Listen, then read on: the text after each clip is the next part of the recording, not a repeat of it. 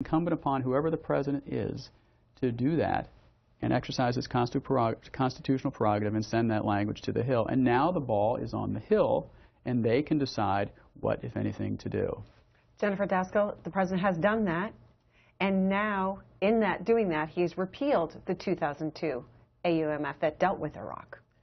Right. So the president's proposal, as you just said, does repeal the 2002 AUMF. And on the question of henpecking the president, so I agree with the caller that the president inherited a whole bunch of stuff that's not his fault. But he is the president, and he is the one who proposed this language to the Hill.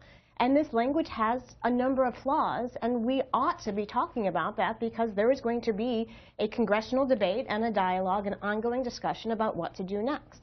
And for me, at least, three of the biggest flaws of the authorization are the failure to also address the 2001 AUMF, the failure to sunset it, the failure to specify within the language of the authorization to course that this new ISIL authorization supersedes any 2001 language, so it becomes, at least during the course of its existence, the sole authority for going after ISIL. So you don't have two separate sources of authority. The 2001 AUMF and the ISIL AUMF is basically on top and in addition to the existing authorities.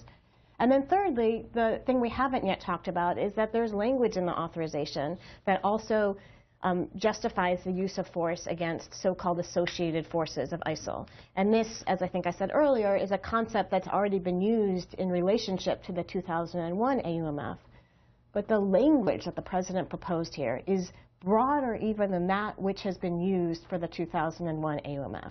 It's not tied to organized armed groups as the 2001 AUMF is, and it also authorizes force against successor organizations to ISIL without really explaining what that is. And that, to me, is quite concerning. Carla, jump in on that point. Yeah.